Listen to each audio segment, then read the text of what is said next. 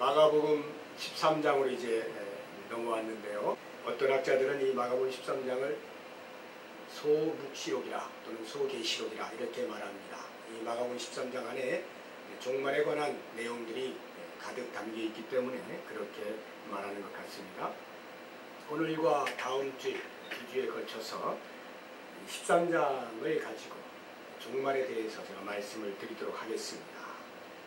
그 가운데에서 성도의 각성, 종말을 사는 성도가 어떠한 자세로 살아야 할 것이냐라고 하는 부분은 다음 주에 말씀드리도록 하고, 오늘은 성경에서 말하고 있는 진정한 의미에서의 종말의 징조가 무엇인가 라고 하는 것을 살펴보고, 그러한 징조를 얻은 자가 믿음의 자리에서 얼마나 견고하게 설 수 있는 것인지 그 복에 대해서 생각을 해보도록 하겠습니다.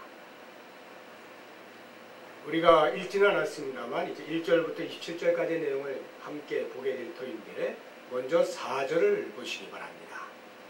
우리에게 이르소서 어느 때에 이런 일이 있겠사오며 이 모든 일이 이루어지려 할 때에 무슨 징조가 있사오리까? 제자들이 예수님께 묻는 질문입니다. 이런 일이 있겠느냐라고 할 때 이 이런 일은 2절을 보시면 예수님께서 그들에게 말씀하신 내용인데요. 내가 이 큰 건물들을 보느냐? 돌 하나도 돌 위에 남지 않고 다 무너뜨려지리라. 즉 예루살렘 성전이 무너질 것에 대하여 말씀하실 때 그 말씀을 듣고 있던 제자들이 언제 이 일이 일어날 것입니까? 라고 하는 시기와 그러한 일이 일어나기 전에 어떠한 징조들이 있을 것입니까? 라고 묻고 있는 것입니다. 그러나 이 질문은 단순히 예루살렘 성전의 붕괴와 관련해서만 제자들이 궁금하여 질문한 것이 아니라, 사실은 그 이후에 이 예루살렘 성전의 멸망은, 붕괴는 곧 인생 종말이다 라고 하는 그들의 인식과 함께 종말의 때에 대한 궁금증이 있어서 제자들이 예수님께 묻는 것입니다. 언제가 종말의 때이고 종말의 시기를 우리는 어떻게 어떠한 징조를 통하여 알 수가 있습니까? 라고 질문을 하는 것입니다. 그래서 그러한 질문에 대하여 예수님께서 5절 이하에 자세하게 종말의 징조와 그 시기에 대해서 말씀하시는데, 시기 부분은 다음 주에 말씀드리고 이 징조에 대해서 오늘 같이 한번 생각을 해보겠습니다. 어떤 징조들이 있을 것인가? 우리는 많이 들어왔습니다. 오늘 예수님께서 하신 말씀을 통해서 간략하게 한번 정리를 해봅니다. 5절과 6절입니다. 예수께서 이르시되 너희가 사람의 미혹을 받지 않도록 주의하라. 많은 사람이 내 이름으로 와서 이르되 내가 그러하여 많은 사람을 미혹하리라. 거짓 그리스도의 출현과 미혹이 있을 것임을 말씀하고 있습니다. 21절과 22절에도 동일한 말씀이 나오죠. 그때 어떤 사람이 너희에게 말하되 보라 그리스도가 여기 있다, 보라 저기 있다 하여도 믿지 말라. 거짓 그리스도들과 거짓 선지자들이 일어나서 이적과 기사를 행하여 할 수만 있으면 택하신 자들을 미혹하려 하리라. 이것은 역사가 이미 증거를 하고 있습니다. 예수님 당시 그 초대교회 때에도 거짓 그리스도가 많이 출현을 했고 실제로 성도들을 미혹하는 일들이 많이 있었습니다. 그것은 역사가 흘러오면서 계속해서 시대마다 있어 왔고 오늘날에도 물론 많이 있습니다. 우리나라에도 이와 같은 일들은 비일비재하게 일어났죠.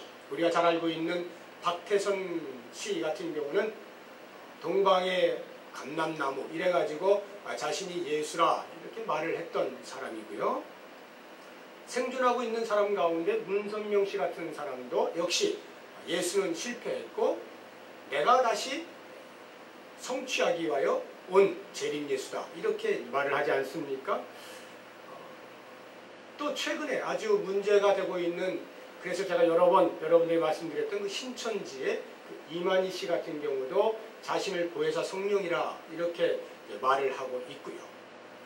또 여러분들이 잘 알지 못하시지만 우리 주변에 굉장히 많이 들어와 있는 하나님의 교회 보신 적이 있으실 겁니다. 우리 부평에도 있죠.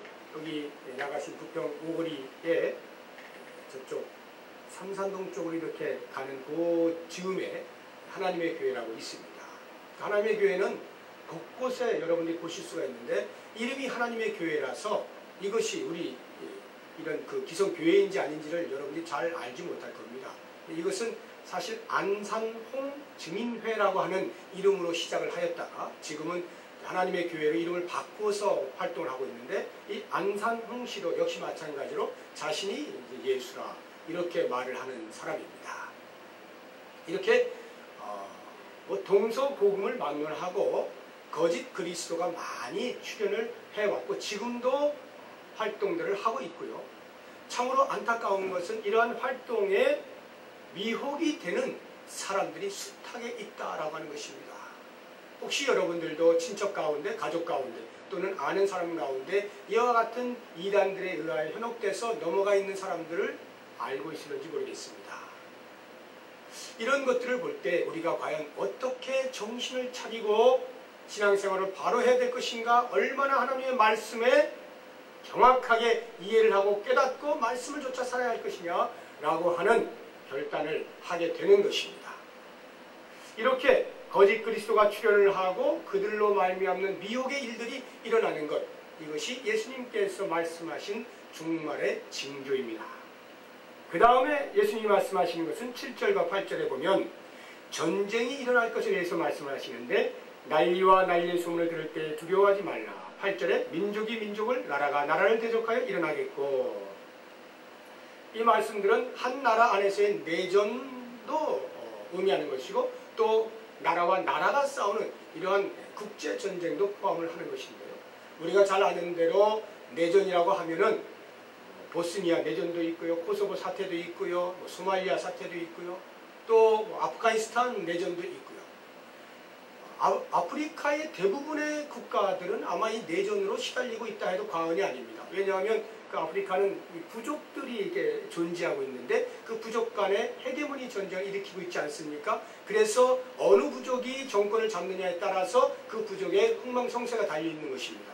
그래서 항상 부족 간의 그 정권 쟁탈전을 벌이고 있는 것이 오늘날의 현실입니다.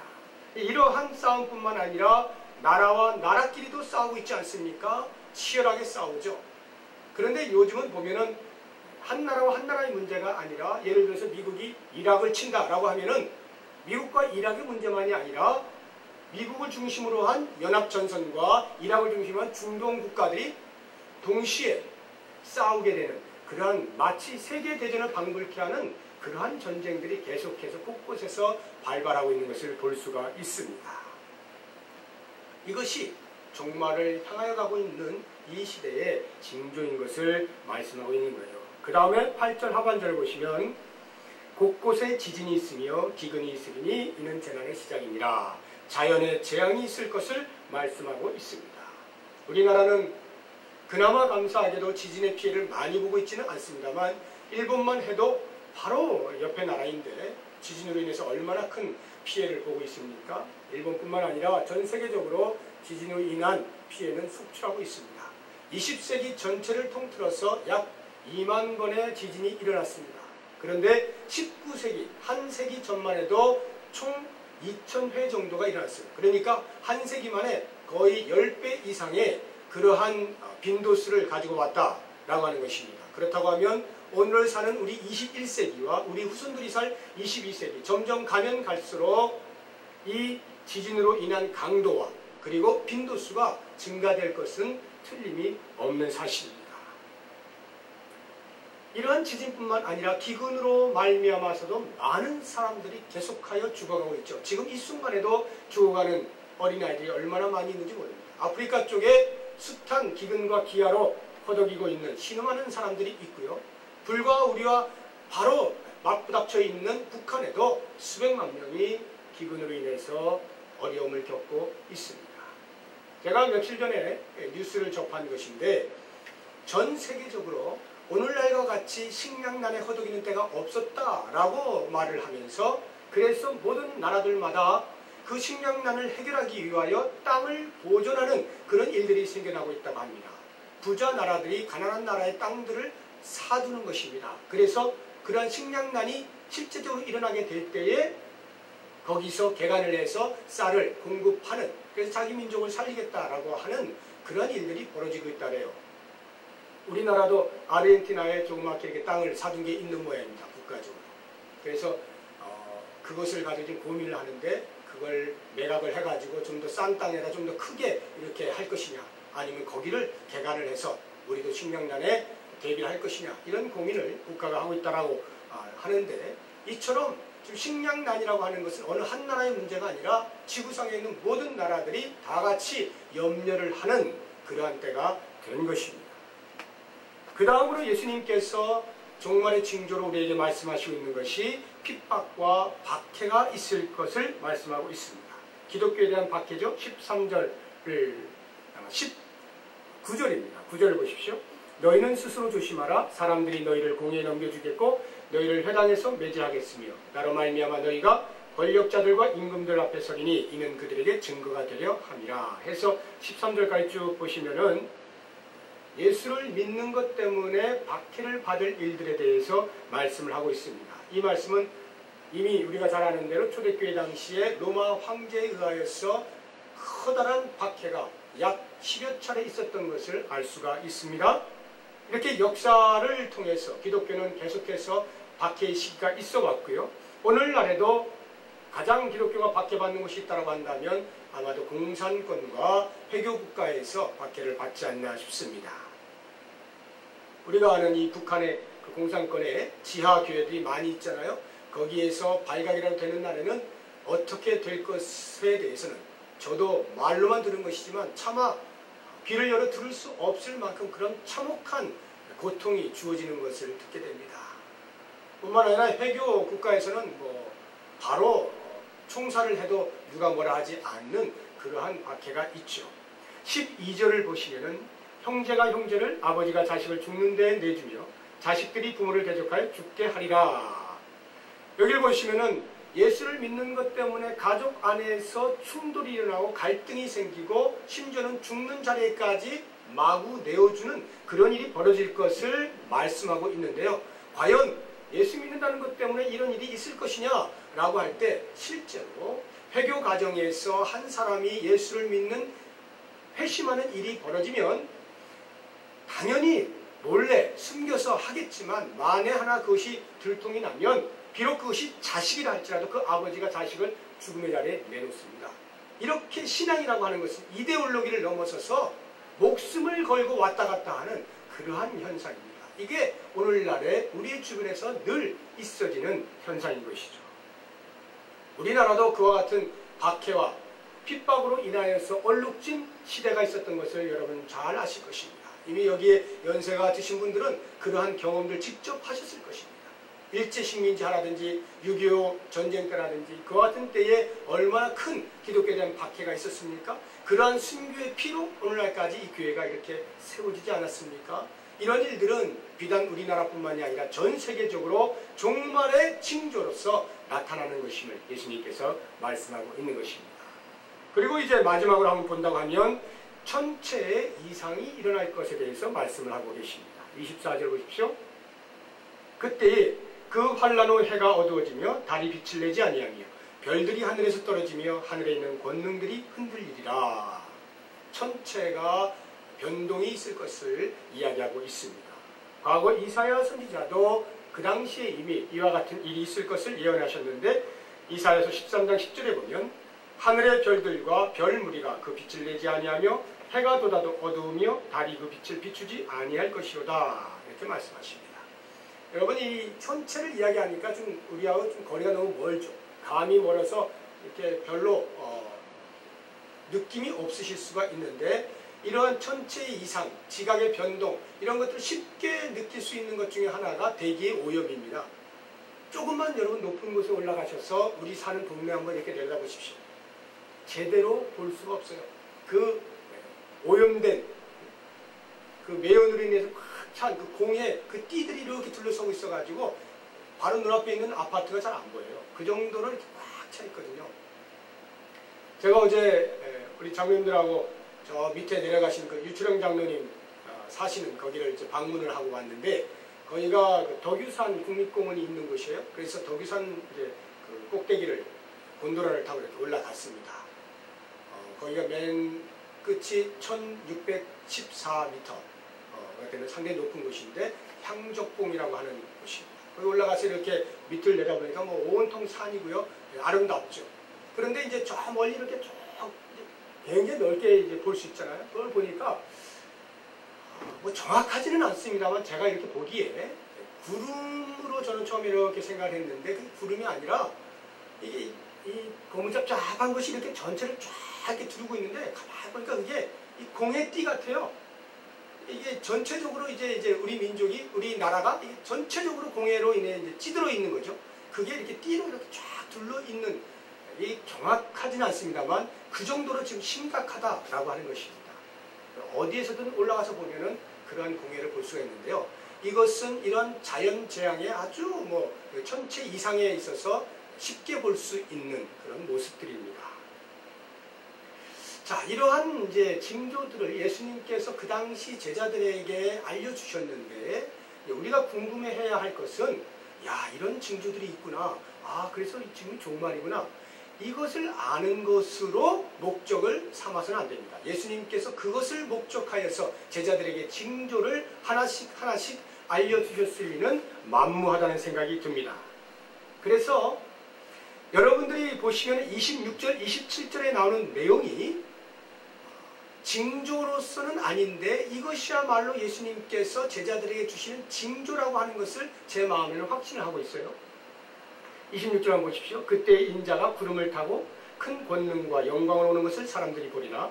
또 그때 그가 천사들을 보내어 자기가 택하신 자들을 땅 끝으로부터 하늘 끝까지 사방에서 모으리라. 이 말씀이야말로 예수님께서 제자들에게 꼭 들려주고 싶었던 징조다 라고 제가 이제 말씀을 드리는 것인데, 이때 이제 문제가 되는 것은 징조라고 하는 그 단어의 의미 때문에 그렇습니다. 징조라고 하는 것은 어떤 사건이 일어날 것에 대하여 사전에 그 일이 일어나기 전에 어떤 일들을 통하여 이것이 일어날 것이오를 알려주는 것을 가리켜서 징조라 이렇게 이야기하지 않습니까? 그래서 예수님께서 종말이라고 하는 그리스도의 재림이라고 하는 그 사건이 있기 전에 이와 같은 재난도 있을 것이고 미혹하는 일도 있을 것이고 전쟁도 있을 것이고 등등등등을 말씀을 하셨단 말이죠. 그래서 이것들이 징조라고 하는 것에 대해서는 문제가 안 되는데 지금 이 26절과 27절에 있는 말씀을 징조라 할 때는 조금 이해가 안 되는 거죠. 왜냐하면 이 말씀의 내용은 종말이 있고 나서 일어날 일이잖아요. 예수님께서 재림하시고 나서 일어날 일이에요. 천사들을 보내어서 자기들을 믿는, 예수님을 믿는 모든 사람들을 땅끝에서부터 불러 모으겠다라고 하는 것입니다. 종말이 있고 난 다음에 있을 결과로서 주어진 것을 제가 지금 징조라 이렇게 말씀을 드리면서 예수님께서는 이것을 제자들에게 징조로 보여주신 것이라 주장을 하고 있는 것입니다. 그래서 이 부분이 왜 징조가 되는가 라고 하는 것을 이제 이 4절에 맨 처음에 우리가 보았던 제자들의 질문을 통해서 다시 한번 묵상을 해보도록 하겠습니다. 왜 제자들이 예수님께 4절과 같은 질문을 했을까를 여러분들 생각해 보십시오. 어느 때 이런 일이 있겠사오며 이 모든 일이 이루어지려 할 때 무슨 징조가 있사오리이까? 이 질문을 하게 된 동기가 뭐냐면 13장 1절에서 그 이하에 나옵니다. 자, 1절부터 한번 보시죠. 예수님께서 예루살렘 입성을 하셨습니다. 십자가의 대적 사건을 이루기 위해서였습니다. 그리고는 월요일, 화요일을 지나시면서 계속하여 베다니에서 캠프를 치시고 성전으로 들락날락 하시면서 성전에서 가르치셨습니다. 한 3번 정도를 들락날락 하셨는데 그렇게 성전을 가르치신 다음에 이제 13장 1절입니다. 예수께서 성전에서 나가실 때에, 이 말의 의미는 그동안에 예수님이 성전에 들어가셨다가 가르치시고 다시 나오시고 좀 쉬셨다가 다시 또 가르치시고 나오시고 하는 그러한 들어가시고 나오시는 것과는 전혀 다른 의미입니다. 13장 1절에 나오는 성전에서 나가실 때에 라고 하는 이 말은 이제 더 이상 성전으로 들어가는 일이 없는 마지막 때를 가리켜요. 다시는 이제 안 들어가십니다. 이때가 마지막 때예요. 3절을 보십시오. 예수께서 감람산에서 성전을 마주 대하여 앉으셨을 때에, 감람산 즉 벳박이나 베다니 이런 곳에서 이렇게 앉으셨는데 성전을 마주 대하여 앉았다라고 하는 이 말의 의미도 다시는 성전에 대하여 성전에 들어가는 것이 아니라 이제는 성전과 결별하고 그 성전을 대하여 마주 앉으셨다, 이런 말이거든요. 그렇다고 하면 이게 과연 어떠한 면에서 중요한 것이냐 라고 할 때에 예수님께서는 늘 회당에 들어가시고 성전에 들어가셔서 말씀을 전하시곤 했잖아요. 유대인들에게 어떻게든지 복음을 전하고자 애를 쓰셨는데 그때마다 이 유대인들은 제대로 알아듣지 못하고 오히려 예수님을 책잡고자 하는 일들에만 혈안이 되어 있었죠. 이때도 역시 마찬가지로 이제 곧 십자가가 눈앞에 있을 때에 예수님 마지막 순간까지 그들에게 그 십자가의 의미를 알리고 가르치고자 했지만 결국 그들이 알아듣지 못합니다.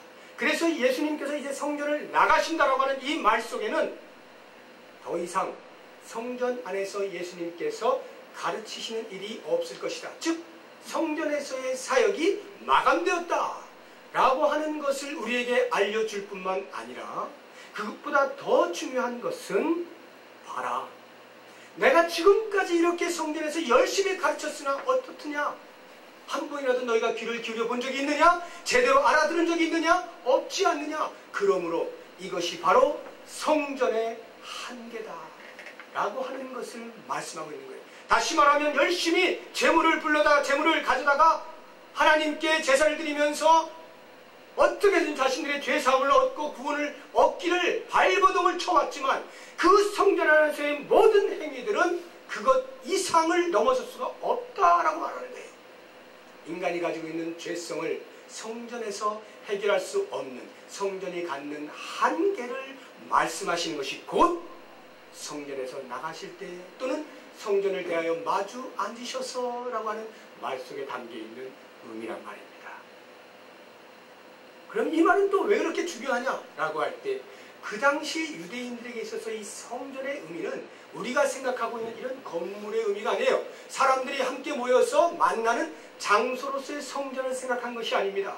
유대인들에게 있어서의 성전이란 곧 그들의 삶의 터전을 말하는 것입니다. 그들은 언제나 그 성전을 중심으로 해서 공동체가 모여 있었어요. 그리고 그 성전이 곧 자기들의 정신적 지주가 되었고 그들의 신앙의 젖줄이 되었습니다. 이것이 바로 성전이거든요. 그러한 성전의 한계, 예수님께서 성전을 나가실 때라고 하는 그 말을 할 때는 제자들에게 있어서는 엄청난 충격이란 말입니다. 더 이상 성전이 할 일이 없다고요? 더 이상 성전에서 별 볼 일 없다고요? 성전이 이러한 한계를 갖는다고요? 성전을 자신의 목숨처럼 신앙의 젖줄로 여기고 있던 이 제자들이 그 말을 듣게 될 때 또는 그 행동을 보게 될 때 깜짝 놀란 거예요. 그래서 13장 1절 다시 한번 보십시오. 하반절에 보니까 제자 중 한 사람이 이렇게 묻잖아요. 선생님이요, 보소서 이 돌들이 어떠하니요? 이 건물들이 어떠하니까? 이게 무슨 말이냐면요. 마태복음 24장 1절에 똑같은 말씀이 나오는데 그 24장 바로 전 23장 끝 무렵에 보면 예수님이 제자들에게 이렇게 예언을 하셔요. 예루살렘아 예루살렘아 이 집들이 황폐하여질 것이다 하고 성전이 황폐해질 것을 예언을 하시거든요. 그 말을 듣게 된 제자들이 질문을 던지는 거예요. 선생님 보십시오. 이 돌들이 어떠하며 이 건물들이 어떠하니까? 무슨 말이냐면 이제 성전을 함께 예수님과 함께 나가고 있는 제자들이 성전을 돌아보니까 이 헤롯이 지은 예루살렘 성전이 얼마나 웅장한지 그것이 도대체 어떻게 무너질 수 있을 것이며 이것이 어떻게 한계를 갖는 성전이 될 수가 있느냐라고 지금 묻고 있는 거예요. 여러분 그 예루살렘 성전이 얼마나 크냐면 예루살렘 도시 전체 6분의 1이 예루살렘 성전이에요. 그 정도로 큽니다. 돌 하나가 길이가 막 10m씩 되는 것도 있어요. 그렇게 어마어마한 것들이 층층이 이렇게 쌓여가지고 아름다운 색깔을 칠하고 멋진 디자인으로 세워진 것이 예루살렘 성전이거든요. 그 성전을 보고 있는 제자들이 이게 어떻게 무너지겠어요? 이게 자그마치 46년 동안 지어지고 있었던 그 엄청난 성전이 어떻게 무너지느냐? 어림없는 소리입니다. 예수님, 그게 도대체 무슨 소리입니까? 라고 묻는 게 13장 1절의 질문이거든요. 그것에 대하여 예수님이 대답하시기를 2절에 내가 이 큰 건물들을 보느냐? 돌 하나도 돌 위에 남지 않고 다 무너뜨려지다. 네가 볼 때는 아무리 크고 화려하고 멋지고 끝까지 튼튼히 서 있을 것 같지만 이 돌 위에 돌 하나도 남지 않고 싹 철저하게 무너질 것이다. 이건 지금 관용어구예요. 완전히 황폐하게 될 것에 대한 관용어구입니다. 그 말을 듣게 된 제자들이 얼마나 가슴이 철렁했겠어요. 그래서 예수님께서 제자들과 함께 감람산으로 나아가셨을 때 그들이 몰려드는 것입니다. 그리고는 너무나 심각하게 조용히 묻잖아요. 3절에 조용히 묻되 뭐라고 물어요? 우리에게 말씀해 주세요. 어느 때에 이런 일이 있겠어? 이 모든 일이 이루어지려 할 때 무슨 징조가 있사오리이까? 자, 이러한 배경을 여러분들 이해하시고 4절의 질문을 가만히 묵상해 보시면 이게 단순히 그래요? 예수님? 예루살렘 성전이 언제 무너질 건데요? 야, 우리도 한번 구경 한번 합시다. 알려주십시오. 이런 질문이 아니라는 것을 아시겠죠? 지금 이들이 이 질문을 할 때는 아니 정말로 그 예루살렘 성전이 무너진단 말입니까? 정말로 우리들의 생명이었던, 우리들의 생명의 젖줄이었던, 신앙의 바탕이 되었던, 근거가 되었던 그 성전이 무너진단 말입니까? 그렇다고 하면 그 무너지는 순간에 우리는 어디에 있는 것입니까? 그 성전이 무너질 때 나의 존재감은 무엇입니까? 이걸 묻고 있는 거예요. 두렵고 떨리는 마음으로, 걱정스러워서. 예수님께서 메시아로 등극해가지고 오른손 왼손 한 편씩 한 자씩 차지할 줄 알았는데 뭐가 무너진다 하고 자신들의 신앙의 근거가 되는 것들이 다 무너지고 황폐해지고 완전히 없어진다 하고, 그렇다면 그 종말의 때 과연 우리는 어떻게 되는 것입니까? 심히 걱정스러워서 묻고 있는 것이거든요.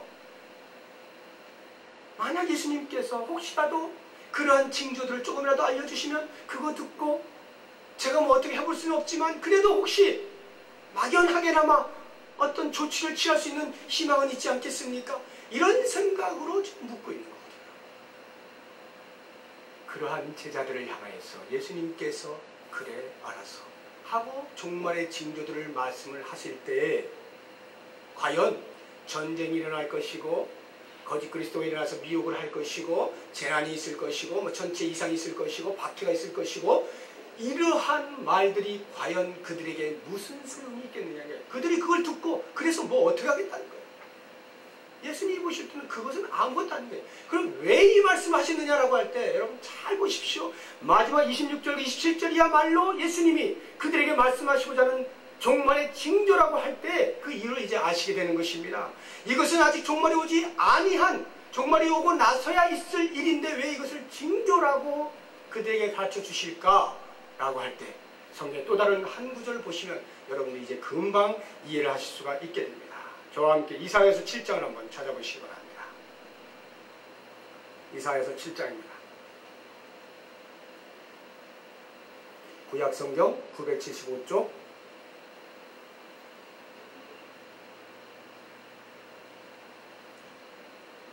이 이사야서 7장은요 아주 중요한 장인데 예수 그리스도의 탄생을 알리는 예언의 말씀이 들어있는 장입니다. 그런데 그 사건이 어떻게 해서 진행이 되느냐 하면 이런 것이에요. 남유다의 왕 가운데 아하스라고 하는 아주 악한 왕이 있었어요. 하나님을 제대로 경외하지 않는 그 악한 왕인데 이 왕이 이제 집정을 하고 있을 때에 그 팔레스타인 요단 동편에 있는 아람이라고 하는 나라가 이스라엘 왕 베가와 함께 손을 잡고 남유다를 치러 온 것입니다. 그런데 하나님께서 은혜를 베푸셔서 그것을 막아주셨어요. 한숨을 돌리는가 했더니 이 아람 왕이 포기하지 않고 다시 나아가서는 에브라임과 손을 잡고 또다시 남유다를 공격하러 들어왔습니다. 그때 이 아하스의 마음, 2절을 보십시오. 어떤 사람이 다윗의 집에 알려 이르되 아람이 에브라임과 동맹하였다 하였으므로 왕의 마음과 그의 백성의 마음이 숲이 바람에 흔들림같이 흔들렸더라. 큰일 난 거예요. 이거 어쩌다가 하나님의 은혜로 겨우 한 번은 살아났는데 또다시 에브라임과 동맹을 했다는 소리를 듣고 이제는 완전히 죽었구나 하고 절절절절 매고 있는 이 아하스 왕에게 여호와께서 이사야를 통하여서 말씀하시기를 절대로 너희들이 지지 않는다. 이 전쟁에서 너희들이 반드시 구원을 얻을 것이다. 걱정하지 말아라. 이렇게 말씀을 해주시면서 아하스에게 여호와께서 말씀하시는 거예요. 10절 보십시오. 여호와께서 또 아하스에게 말씀하여 이르시되 너는 내 하나님 여호와께 한 징조를 구하되 깊은 데에서든지 높은 데에서든지 구하라 하시니 아하스가 이르되 나는 구하지 아니하겠나이다. 나는 여호와를 시험하지 아니하겠나이다 한지라. 징조를 구해라. 네가 징조 구하면 내가 그 징조를 보여줄게. 너희가 분명히 그 전쟁에서 이길 것에 대한 징조를 내가 보여주마. 그런데 아하스가 아우 제가 어떻게 그런 하나님을 시험합니까? 하나님 알아서 하십시오. 이렇게 하거든요. 그런데 강제로 하나님께서 그 징조를 보여주십니다. 내가 보여주고 말 테니까 마음에 의심하지 말아라. 이렇게 하고 징조를 보여주시는데 그것이 아주 희한한 징조예요. 여러분 만약에 징조라고 하면요. 그 상황에서 자 아하스야 너 내일 아침에 궁 위에 이렇게 올라가서 보아라. 그러면 그 궁 안에는 바짝 말라있고 궁 밖으로는 쫙 비가 젖어 있을 것이야. 그럼 너 그거 보고 내가 이 전쟁에서 너를 승리케 할 것에 대한 징조인 줄 알고 그대로 믿으려무나. 이렇게 하면 말이 되잖아요. 마치 기드온이 그렇게 뭔가를 요구했듯이 그런 걸로 보여주면 딱 되는데 하나님께서 징조라고 해서 보여주신 내용이 뭐냐 하면 14절이에요. 그러므로 주께서 친히 징조를 너에게 주실 것이라. 보라 처녀가 잉태하여 아들을 낳을 것이요 그의 이름을 임마누엘이라 하리라. 하나님께서 아하스 왕 앞에 직면한 그 전쟁을 이기게 하시겠다라고 하는 징조로 보여주신 사건이 뭐냐 하면 이 아하스 시대로부터 자그마치 몇백 년이 흐른 그 뒤의 이야기, 예수 그리스도가 탄생하실 것에 대한 예언, 이것을 그 전쟁의 징조로, 승리의 징조로 보여주셨다라고 하는 것입니다.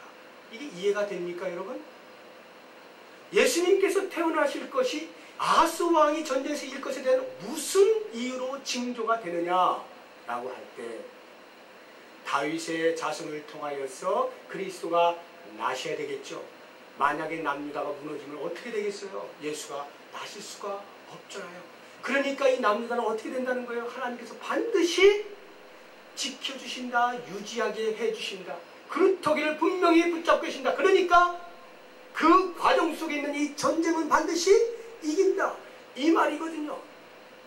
전쟁에서 이길 것에 대한 징조를 그 앞에 일어난 어떤 사건으로 보여준 것이 아니라 먼 훗날에 있을 그리스도의 이 땅에 오시는 사건을 가리켜서 징조로 보여주셨다라고 하는 것입니다. 예수님께서 제자들에게 지금 보여주시는 이 징조, 종말의 때가 되면 내가 나를 믿는 모든 사람들을 온 사방에서부터 땅끝에서부터 불러 모을 것이야. 너는 이것을 징조로 알아서 비록 너희의 시대에 종말의 때를 부르르 떨고 종말의 때 나는 어떻게 될 것인가 걱정하지 말라는 것이죠. 이것이 예수님이 그 제자들에게 보여주신 징조, 진정한 성경이 이야기하고 있는 징조. 우리 믿는 성도들에게 오늘날 동일하게 종말을 기다리고 있는 우리들에게 있어서 때로는 우리가 종말이 과연 어떻게 임할 것인지, 그 종말의 때에 나는 어떻게 될 것인지에 대한 두려움이 있고 떨림이 있고 무서움이 있잖아요. 그러한 것들에 대하여 예수님께서 이 말씀을 통해 우리에게 보여주시는 것은 그러한 모든 환난의 때에 믿음으로 잘 지켜나가면 그 이후에 그러한 모든 종말의 때에 너는 반드시 승리하고야 만다라고 하는 것들을 징조로 보여주시면서 우리에게 승리를 보장하고 계신 것입니다. 이것이 종말을 사는 우리 성도들에게 주시는, 제발 이것 좀 깨달아라 하시고 예수님께서 말씀하시는 거거든요. 비실비실거리지 말라는 것이거든요. 종말의 때 여러 가지 모든 환경들이 나를 짓누르고 내 믿음을 빼앗아가려는 여러 가지 유혹들이 있을지라도 그 모든 것들에 대해서 힘없이 비실비실거리지 말고 마침내 예수께서 오실 때에 사방에서부터 예수 믿는 자들을 불러 모을 것에 대한 이것을 징조로 알아서 너는 이길 수밖에 없는 존재야. 너는 이런 상황을 견뎌낼 수밖에 없는 존재야. 뚫고 나가고 승리할 수밖에 없는 존재야. 라고 하는 것을 우리에게 말씀하고 있는 거예요. 얼마나 놀랐습니까? 이게 오늘 종말을 살고 있는 우리에게 주시는 하나님의 약속의 말씀입니다. 모쪼록 우리 마음 가운데 때로 여러 가지 많은 흔들리는 일들, 마음을 빼앗는 일들, 또는 억압하는 일들, 박해하는 일들, 심히 고통 가운데 거하는 일들, 그래서 우리의 종말에 눈이 흐려지고 있는, 과연 종말의 때 내가 어떻게 될 것인가 라고 하는 신앙에 흐려지고 있는 이 모든 것들로부터 넉넉히 이겨내시고 마침내 주님께서 나를 부르실 것에 대한 그 약속의 분명한 소망을 부여잡으시고 이 땅을 승리하시고 승리의 노래를 부르시고 승리의 깃발을 꼽으시면서 예수 믿는 사람의 맛을 알고 살아가는 저 여러분이 다 되시길